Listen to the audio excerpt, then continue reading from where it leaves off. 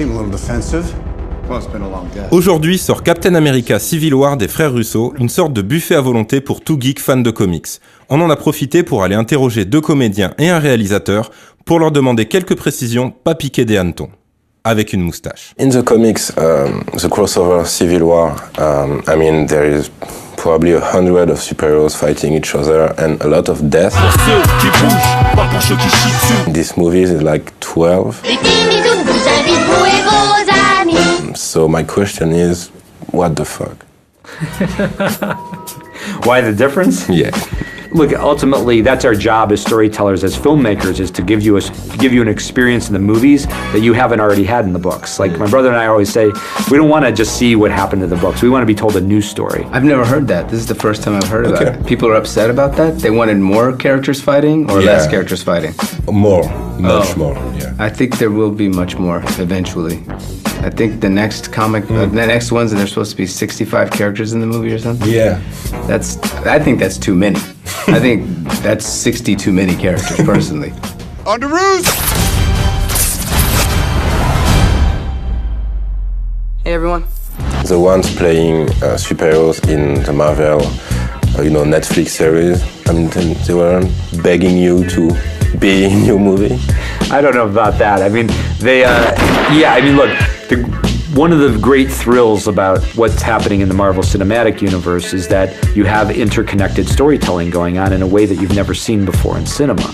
It's what's exciting and original about it. I think what draws a lot of people to it, as both as storytellers and as audiences. So that part of it is exciting. So I think always considering all the possibilities of what the interconnected stories can be is part of the fun. At the end of the day, your goal is to have fun, to impress Kevin Feige, to get your own War Machine movie, crush the competition, and make, DC comic books movie look like shit. No, for me, it's just to have fun.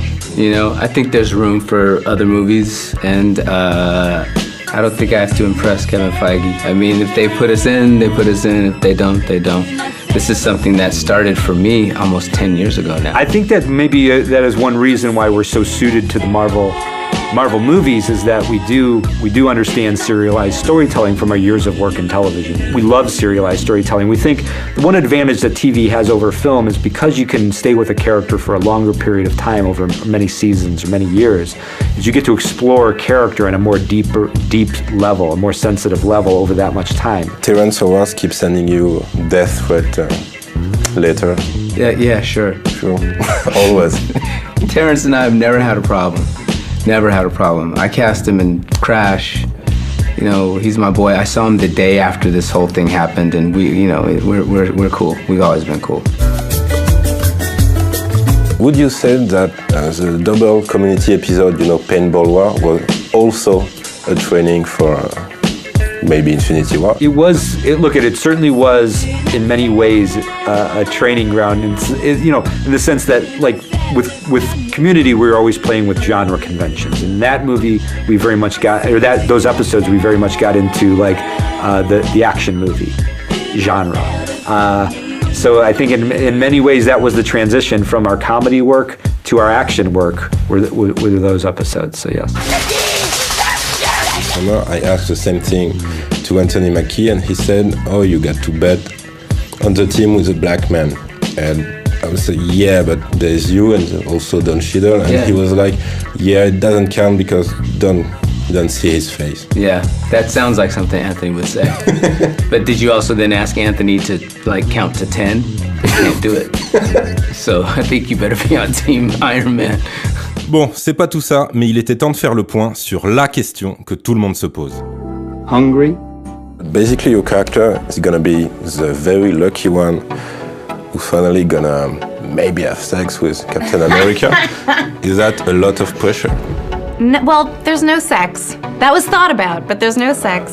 We'll see where they go with that relationship. What I liked is that we got to actually delve into the more emotional aspects of their relationship. He's finally gonna get laid. Been a long time coming. Yeah, yes. 90 years. Yeah, exactly. So yeah, look, again, the thing we love about Cap is that he's very relatable on a human level, and we love that about the character. And certainly, like, romance and love it's a part of being human. Maybe I'm a little twisted, but can we agree that basically Steve Rogers is still a virgin? Because I mean, in the first movie, he basically said, "I never date." You still don't know a bloody thing about women. In the second movie, Black Widow says, "You still never date." Was that your first kiss since 1945? Not bad, huh? I didn't say that. Well, it kind of sounds like that's what you're saying. And Yeah. now, I mean, I think you would have to ask Chris Evans that because that's his character and not my territory. But in terms of his experience, I think it's very limited. Well, we have debated whether or not he's still a virgin, and I'll tell you this: the writers Marcus and McFeely, who wrote the first movie, First Avenger, and all three movies, Winter Soldier, this, Marcus and McFeely will tell you that he's not still a virgin. They have an argument for it, but you're gonna have to ask them about it. She's taking a risk. She'll still have to see. because it's like the 90-year-old version. Yeah, exactly. Also, there's a little problem with this relationship. Is basically he was in love with Peggy Carter. You play Sharon Carter, so Peggy is your aunt. Well, what we're saying in these films is that she's her great aunt, so there's a little bit, there's like one other degree of separation.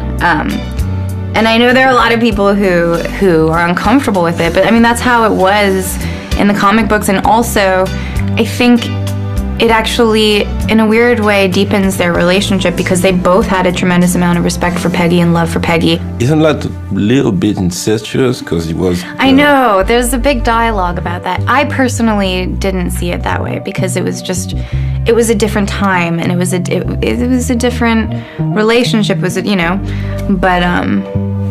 some people do. Yeah. I can't stop the haters. Oh, yeah. And, don't worry, we're French, so we kind of like this relationship.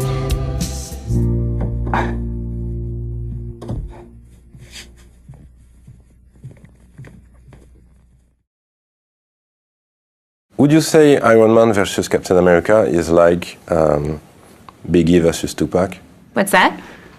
Would you say Iron Man versus Captain America man. is like...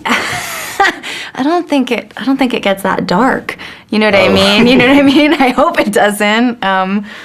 No, I think that's. I mean, I suppose you could see the parallels, but I don't think it's totally and exactly that. Okay. Thank you. It's a good question, though. That's the first time someone asked. I get to like answer a different question for once. I know that's what I'm saying. I'm like, I hope it doesn't end that way for Cap and I. Do you have any scoop for... That I'm gonna give you? Yeah. What are you gonna give me? Out. You got 100 grand on you? That's cool. That's how much scoops cost. Thank you. And just off the record, oh, that's cool. I'm gonna see Rocket Raccoon in Infinity War.